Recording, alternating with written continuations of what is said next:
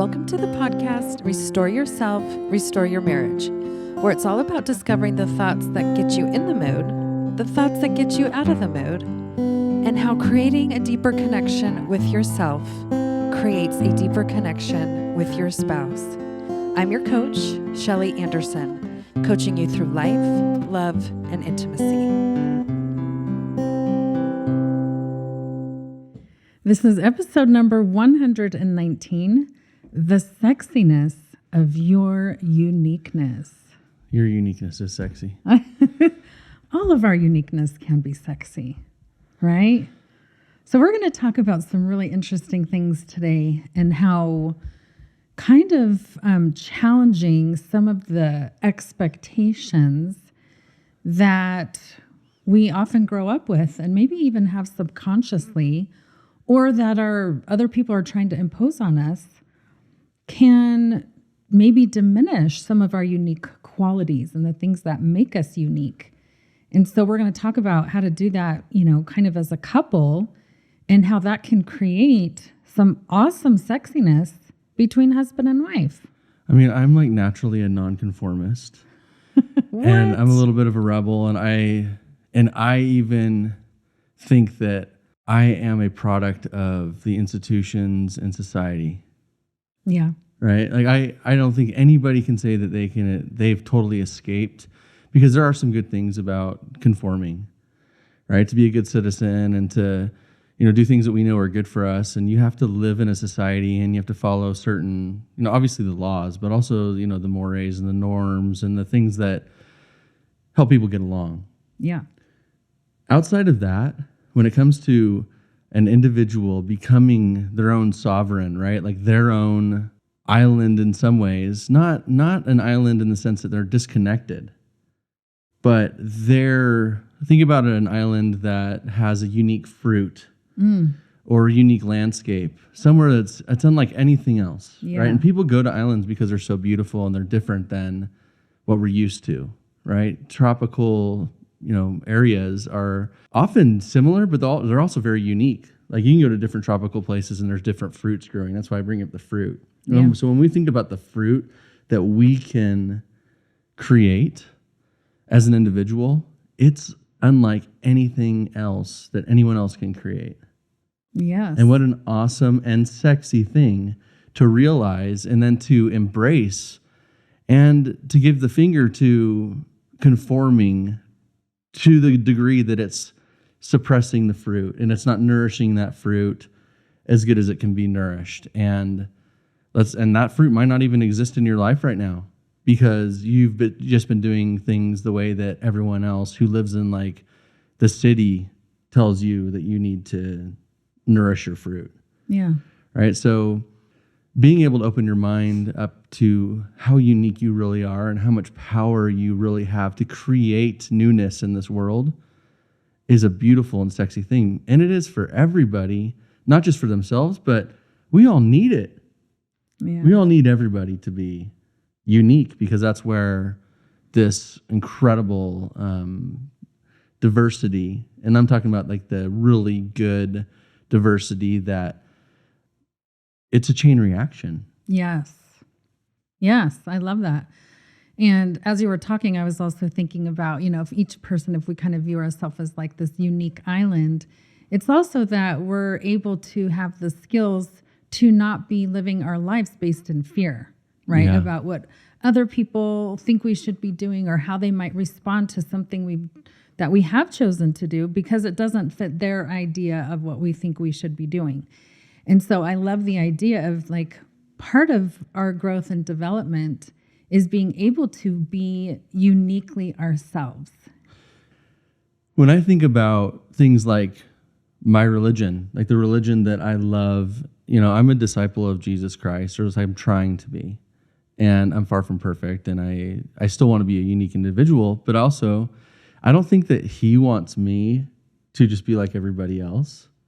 Like when you think about the divine and the creation of a divine personage or entity, if we really think that they're divine, don't we think that they're going to be able to create individuals that are super different? Yeah. and beautiful in their own way. And the last thing that they want to do is create robots, Yes. right? And so I don't think that Christianity or the institution of whatever church you belong to is meant to create robots or people who just conform to social norms within that religion even. Yeah. I think that true discipleship means that you find the best you within that discipleship and let God, who is the infinite creator, that has the infinite imagination and ability to create endless, strengths and beauty, let him help you become that. Yeah. I love that. I was listening to something the other day. I'm having a hard time remembering what it was, but they really focused on the concept that you're kind of talking about is like we get to be co-creators, right? We're not these just robotic people who just take orders, but that we are co-creators with God. And then the more that we are involving him and turning to him in our lives for, that growth and development and this uniqueness, man, that is such a fun process to be a part of. It's not boring and stagnant. It's ever evolving and moving and shifting and can bring excitement and newness and a lot of variety. And I think that all those things can really contribute to our experience of life here on earth and also with our spouse. I think it's sad that we all do this and we all have expectations of people that, especially those that we love, right? Because we're scared that if they take the wrong path, like if we give them too much freedom, they might take the wrong path and go down a path where they can't come back and they can't recover from. Okay, so we do control people, especially within families. And I find it really sad when we see people that leave. Let's go back to the religion again. Okay, so in my religion, I believe in Jesus Christ. I believe that there's a Heavenly Father and His Son and the Holy Ghost. And I believe that there's a plan of salvation, a plan of happiness. And in our church, there are a lot of people who end up leaving the church because they feel like it doesn't embrace them as individuals. Yeah. And they feel like they have to leave to become an individual. Now, ask yourself this question. If you know anybody, and I'm talking to those that are listening to this, if you know anybody who has left the church that you're close to, and ask yourself the question, have you been a part of them leaving? Now, this is a hard question to ask. Yeah. And I know that you're going to answer, well, no, I didn't make that choice. But did you encourage them to be them? Did you encourage them to know that they are loved no matter what by their God and by their family, and that you're always going to be there for them? Or were you part of creating this conforming culture for them where they didn't really feel like they had any other choice but to just fall in line? Right? And I'm not talking about commandments here, right? We got to follow the commandments, especially those, this is what you're supposed to do. Like, we don't kill, we don't steal, right? We don't commit adultery. Like, these are like hard commandments. But then the greatest commandments are to love God and to love your neighbor, right? And Jesus taught that. And so, do you think that their path, whether or not it conforms to what you think is safe or not, could be their path in God's eyes? Right. And I'm not saying to rebel, right? That's not my point. My point is that we need to encourage people to become them and to share their talents and truly share their thoughts and to feel safe. And really, that's what we're trying to do, is create a safe space where we can talk about these things. But people should feel safe to be able to explore why they believe certain things. Like, I have not always been active in our church. And I was not active in our church because I wanted to do my own thing and I wanted to be an individual. But what I realize now is that I can still be an individual. Yes. And I can still be me, and I can still make mistakes even, and still be a disciple of Christ. And I don't have to leave to do that. Yeah. But there's a lot of people who will be like, oh, you can't live that way, and oh, you better not live that way, or else you're going to be damned, or you're going to have consequences, and you're not going to be able to be happy. And there's a lot of paths that people have. And so when we limit it down that much, especially as family members, I'm not sure it helps, right? Like we can only teach people, and then they have to govern themselves. Yeah, it's so true. And I think you're bringing up a really good point too, that a lot of times people might be doing that unintentionally, right? They don't necessarily realize what they're doing. But it makes me think about this concept of expectations. And this is not a new concept, right? Like we all know about unmet expectations that we have for other people.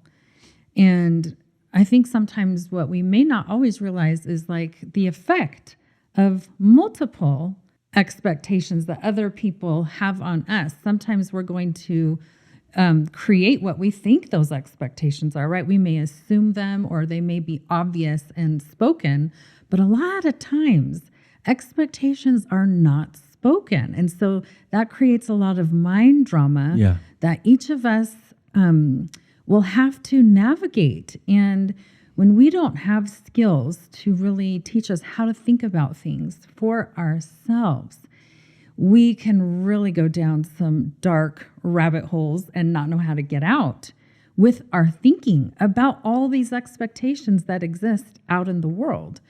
Religion could be one of them, how we're supposed to dress or how we're supposed to behave in certain situations, how we're supposed to do the holidays, There are so many expectations for so many situations.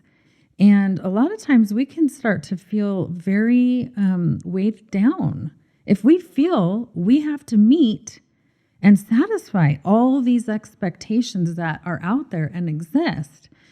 And I was really wanting to at least bring up this point because it's something that we may not always think about. It's probably not an obvious expectation, but it shows up. And especially when it comes to holidays. And since the holidays are approaching, I think this is just something really good to consider. And that is that as we move into Thanksgiving or as we move towards Christmas, that our in-laws or our friends or our neighbors are going to have expectations of how those holidays should go. Right? Good luck with that. And again, a lot of these expectations are not going to be spoken or communicated. And each spouse in a marriage is going to come to that marriage with the expectations that they grew up with, right? So let's say, this is one of my favorite examples when it comes to opening gifts on Christmas morning. In my family, we all gathered, all the extended family, everyone took so much time to read who the gift was from. And before we even opened it, we look at the person, we're like, thank you so much for the gift. And then we, slowly take our time to unwrap it and open it. And then afterwards, we physically stand up, walk over to the person who gave us the gift, and we give them a kiss. Sometimes 2 kisses on each cheek. And we go back and everyone kind of enjoys the gift. And so when we got married and we had Christmas at your house, and I'm like, where's the kissing? Where's the part where you stand up and you take the time and do that? And I had a huge expectation, like, wait, everyone doesn't do that on Christmas morning? And so it did seem so interesting and different for me. But it really got me thinking, like, if you don't know how to process that in your own mind and think about it, like you could see that as something negative or like, what's wrong with this family? All they care about is gifts and getting through everything so fast. They're so cold. They're so cold and materialistic. My family's so much better than yours because, you can think that like you start comparing and contrasting and judging. Like it brings out the worst in people. No wonder why people hate the holidays, right? It's so true. But it's just, these are like little things that sometimes we don't think about that can really kind of wreak some havoc. And here's the other thing too, that sometimes happens, right? If I start to have negative thoughts about how your family does stuff, I'm going to probably attach some of that to you. Of course. And so then I'm going to start to view you in a negative light. And then, what is this going to mean for our children? And, they're just going to grow up with this. And we can just head down in so many dark paths. Well, that's the thing. Dark paths are what we tend to go down. right? Yeah. That's the natural path to go down. And you really have to have some awareness to not go down dark paths. Because how many people can say that all the expectations that they have every year are always met? No. No, I don't think anybody can say that, right? Like, there's always going to be something that you're disappointed in, or you're upset with someone because you had an expectation that was unvoiced and that the other person didn't agree to. Like we're all tyrants naturally, Yeah. right? We all think, oh, well, my way's the best way, and everyone should just do this. Yeah. And we don't even know why. Right. It reminds me of this story of somebody I know that. So this gets back to a marriage story, right? So the husband's like, okay, so the wife's making a pot roast, and she's cutting the ends off the pot roast. And he's like, why are you cutting the ends off the pot roast? She's like, well, that's how you make a pot roast. And he's like, well, why? She's like, I don't know. It's just the way that you do it. And then he was with her mother one, and he's like, so why do you cut the end of the pot roast? She's like, well, that's just how you do it. I don't know why, but that's just the way you prepare a pot roast. And then he had the chance to talk to the grandma because he was really curious about this. And he's like, okay, I got a question for you. Do you cut the ends off your pot roast? And she's like, yeah. And he said, well, why?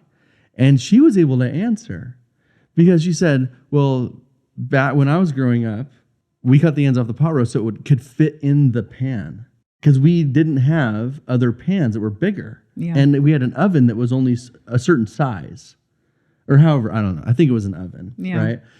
And so we had to cut the ends off some pot roasts because they were too big to fit it. And so he's like, wow, that was amazing to think about, like, that logical reason why ends were cut off a pot roast. It had nothing to do with the pot roast itself.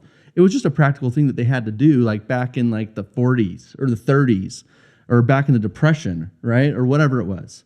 And so now he's like, okay, honey, do you know why you cut the ends off a pot roast? She's like, no. And he said, well, this is what your grandma said. So they stopped cutting the ends off the pot roast. And now the pot roast actually is better because now all the juices are trapped inside and it doesn't dry out as fast. And it's actually better to not cut the ends off the pot roast. Now, there may be some people listening to this and saying, well, yeah, you cut the ends off a pot roast because that's what you do. Well, maybe this little story that I just told may enlighten you, but I think that we can apply this story to so many things. Oh, yeah. Why do we do certain things? Why do we have certain expectations? We can't answer that question a lot of times. It's just what we do. And this is just what we expect. And this is what it means to be polite, or this is what it means to be impolite.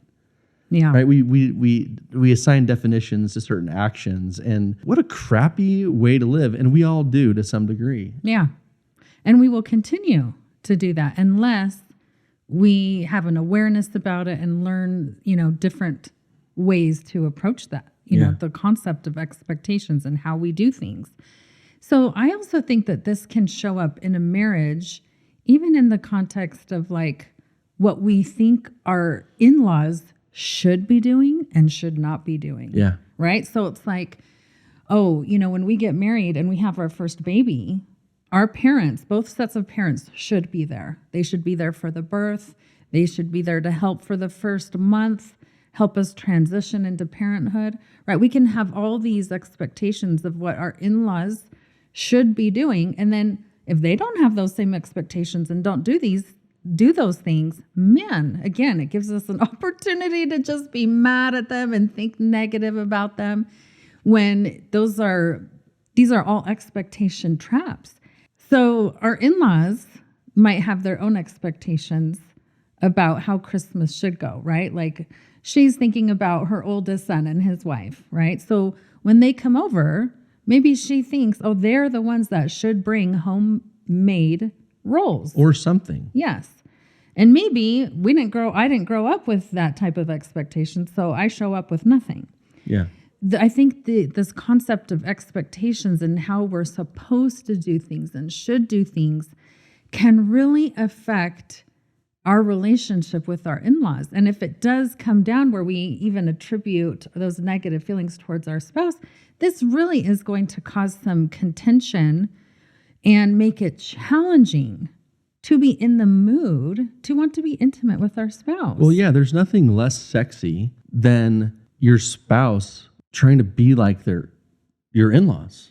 Yeah. Or or like someone else, right? Like I married you because you're you and you're unique. And it's a shame that there have been times when I'm like, wow, she's not doing this. And it's like, your uniqueness comes with you not doing certain things. Yes. And there's trade-offs, right? And this is the thing about uniqueness, getting back to the title of this episode, right?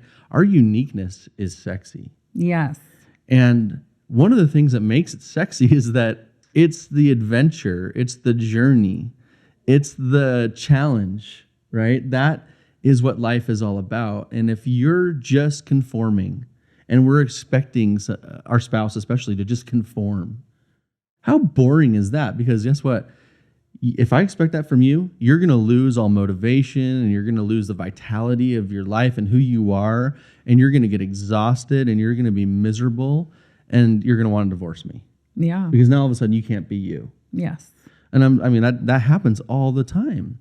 And we do it to ourselves even. Like, oh, I can't be happy unless I'm living a certain way. Well, that's probably true to some degree, right? I know that that's true to some degree. You can't be happy if you're off cheating on your wife. You can't be happy if you're, stealing, right? You might find pleasure in some of these things, right, for a short period of time. But when we're talking about true happiness and a commitment that you make to your spouse, you can't be happy unless you're living certain ways. But you also can't be happy if you're not your unique self and growing the way that is best for you and the way that God created you. Yeah. I think it's so valuable to be able to remind ourselves that how we think about our in-laws, our neighbors, anyone who might have expectations for us is to allow them to have all the expectations they want, Yeah. right? Yeah. Because let's have some compassion on their humanity. If they're not listening to this podcast or have never done some life coaching or things that challenge them to challenge their own thinking, they're just going to keep right on with all their expectations, right? And just because they have them doesn't mean we're obligated to fulfill them. Right. And so we just allow them to continue. We accept them with all their expectations and just love them for where they are. And have hope that maybe they will be able to learn some of these concepts and challenge their own expectations. And maybe that'll come in time. But in the meantime, we can just love them for who they are, knowing that they are probably missing a lot of these skills and this type of knowledge to be able to even start that process. Yeah. I think about it with children, right? You have a responsibility to raise your children and to teach them correct principles, to teach them how to be safe in this world, and to teach them how not to make stupid mistakes. Like I want to teach my children not to do the stupid things that I did. Yeah. But I can only teach them so much. And at the end of the day, right, when they're 18 or when they are an adult and they leave the house, they're going to do what they're going to do. All I can do is share my thinking with them. And if they choose not to follow what I think they should do when they're growing up, that's up to them. And I need to continue to love them. And even when they're children, giving them some freedom to become who they are and not suppressing their creativity or their imagination or their talents, because that's what happens all the time, right? Our schools are set up in a way to teach children how to conform. Yeah. That is exactly how our Department of Education in the United States was created. And public schools, whether you believe this or not, look it up, do some research. Our schools are created to indoctrinate good citizens. Yes. So do we think that encourages creativity and imagination and talents? Generally speaking, no. Right? In general, we say, okay, kids, you need to go to school and you need to learn how to be a good citizen and a good, contributor to the world. So what you should do is do really well in school so you can go to college, so you can get a good job and make money. That's not the right answer for everybody. Right. And there are a lot of people who do that and they fall into this trap of, everything in my life, the most important thing is that I get a good job that can make money. And then what happens is they realize they hate their job. They try to have a family, and the whole purpose was so they could support their family, but they're not happy with their job, so they take it out on their family. They're not able to be themselves, and they're stuck in this trap of having to be the guy that is only having a good job and taking care of my family.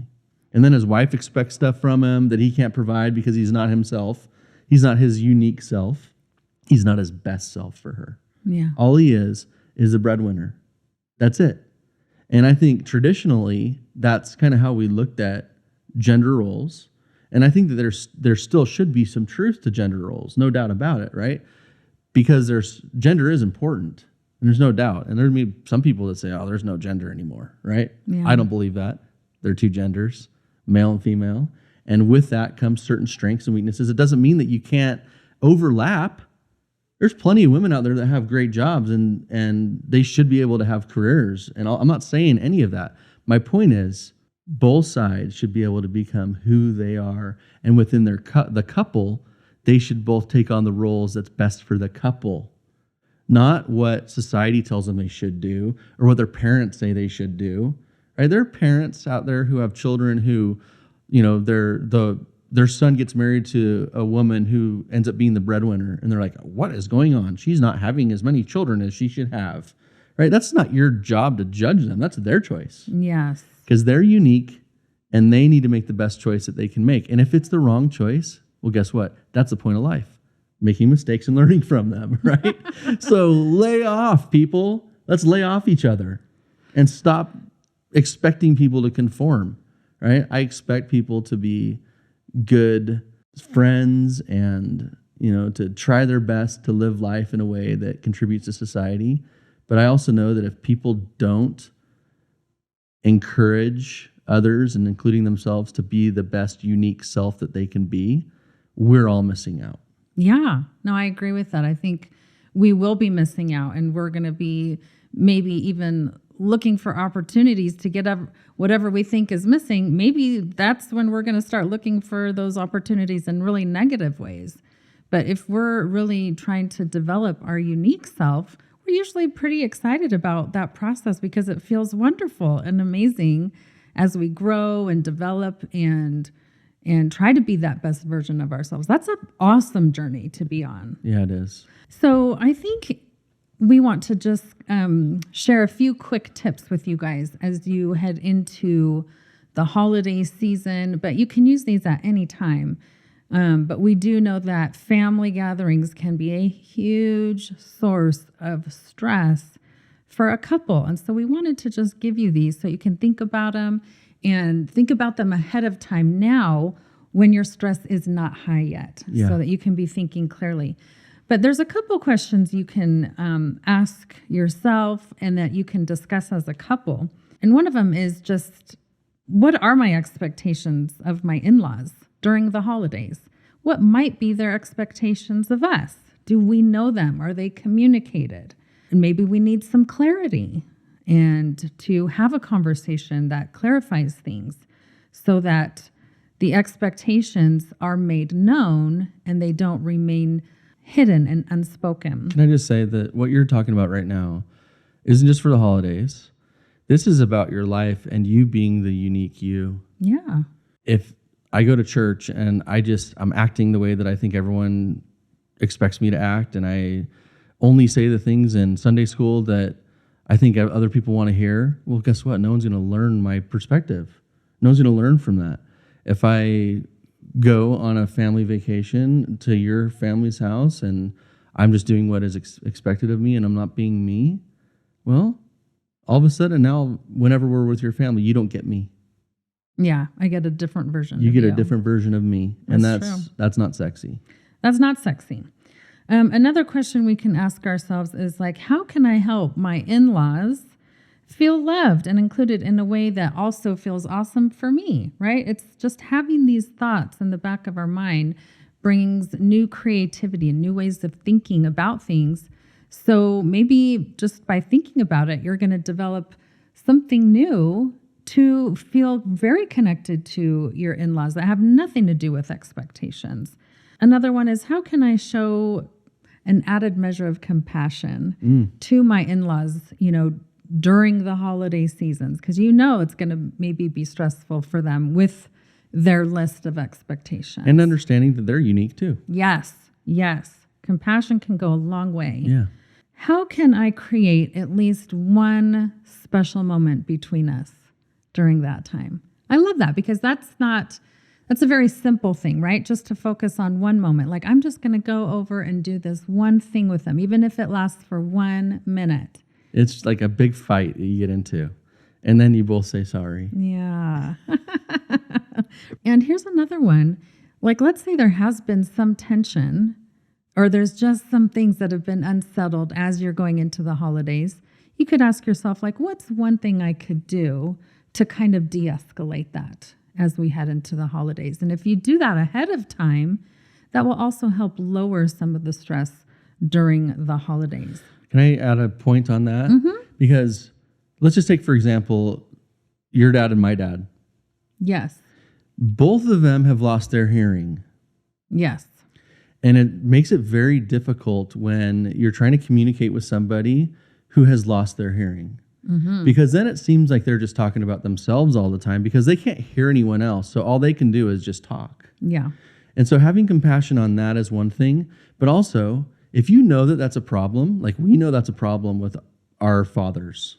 If there's something that I want to say to my dad or you want to say to your dad, we need to figure out what's the best way to have that moment with them where they can actually hear what we're saying. Yeah. Because it is very stressful when we're trying to have a conversation and they can't hear and they'll say, what, every 2 minutes? What'd you say? And it's frustrating. Or they just talk right over you. Yeah. Because they can't hear what you're saying. And that is a very difficult thing. And then you try to explain it to them and they can't even hear your explanation. Like, why are you frustrated with me? Yeah. Well, I'm frustrated with you because of this, this, and this, and you can't hear me. Well, they just keep talking and then they never heard what you said. Yeah. So there's practical things too that we have to consider. Yes, that's so true. I think that there's a way also as a husband and wife to say, you know what, as we go into these holidays and as we go to that family dinner, knowing that there might be some stressful moments, is to decide ahead of time on some things that you guys want to do as a couple, right? If you feel like, hey, maybe staying at their house for 8 hours has not turned out so well. Yeah. Maybe we're going to try 4 hours this time, right? Is to kind of set some healthy boundaries ahead of time as a couple. And as you guys are approaching the holidays and making plans with extended family, here's something that is very sexy and awesome for the couple, is to say, we have discussed these upcoming things and we have decided this is what we'd like to do, or this is how we'd like to participate or contribute. This shows so much unity. Yeah. And it shows that you're on my side, I'm on your side, and we're a team. And it's not that we're against our family, but we are making decisions together in a way to do what is best for us so that we also have the best experience and so that we can show up as our authentic selves without all the expectations that we might have for them either. And if you don't have that conversation, then you're going to be disappointed. Yes. And so when we can say things like, well, we wanted to do something a little different this time, or we wanted to bring, this over this time, it can breathe new life into something that may be difficult. But also, I think this is kind of a fun one, is to come up with a code between husband and wife, like, hey, things are a little bit intense right now. I may need a 10-minute break, right? So I can just maybe take a walk, breathe deeply, collect my thoughts, and then come back to the moment without things escalating to levels where they're just like, the damage is being done and we don't want to come back, right? Like, we have so much power to do preventative work. Yeah. And then just to use what we decide on at those times. Yeah, and it doesn't hurt to have a quick, like, hey, show me your boobs. That's always going to calm the husband, right? Just real quick. Real quick. So, I think I had an aunt that told me when she was in situations that she didn't like, she's Spanish. And so she would tug on her ear and then her nose, like irnos, like it's time to take a break or it's time to go. Yeah. And so I think that this is a good opportunity to kind of collaborate and come up with a little code, between husband and wife. And that's also unifying and sexy. Like if I give you the signal, I need you to back me up. I need us to exit for a little bit. And I think one of our biggest points in this podcast, in this episode, is to give you some of these things to think about ahead of time. Do not wait for the holidays when things are piling up and the stresses are increasing. Do some of this work now. Do it this week. So for me, I'm challenging everybody who's listening to talk with your spouse about the upcoming holidays. And I want to give you 2 challenges to do within 1 week. And that is, consider your in-laws. And if you're going to buy them gifts for Christmas, buy those now, right? Like let's knock one thing off the list, right? To lower stress and to reach out to them in a positive way that is full of compassion and love, considering the holidays. And then the second one is to come up with that code with your spouse. Like, hey, I think I need a quick little break. Yeah. I challenge you guys to at least do each of those things, because then during the holidays, when you know that you're going into those potentially stressful situations united with your spouse, that's sexy. Mm-hmm. And you can feel like your spouse has got your back during those times. And those are the types of thoughts and emotions that create that closeness, that increase that natural desire to want to be with one another, and totally fosters and contributes to intimacy. Those kinds of things can get us in the mood.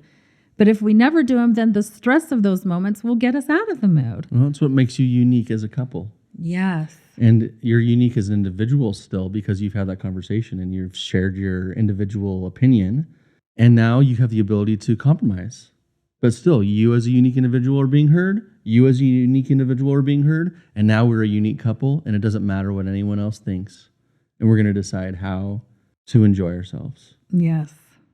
So that's one way that you guys can increase the sexiness in your uniqueness. Any final words?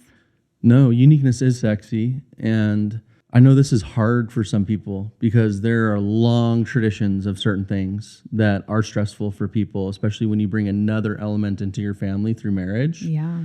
It's not easy, but your priority once you get married is not your family, right? It's your spouse, right? You leave your family and cleave unto your spouse. That is sexy. Yeah, it is. And that'll bring you joy. And everyone else is going to have to learn what that means. So I think being open and honest and communicating those things with others who are going to have a hard time with that, that's important. But they'll respect it, right? Because they know that that's true. They know how awesome that is. And you know what? They may be jealous because they never were able to do that in their own lives. Yeah. And you might inspire them. No matter how old they are, they can always change. Yeah, so true. So we hope that you will take these concepts and ponder on them throughout this week and actually apply them. And we know that as you do, you'll be able to lower your stress and increase the closeness that you guys have as a couple. Yeah. So remember, the more that you restore this type of intimacy with yourself, the more you restore it with your spouse. Thank you so much for listening today, and we hope you will join us again next week.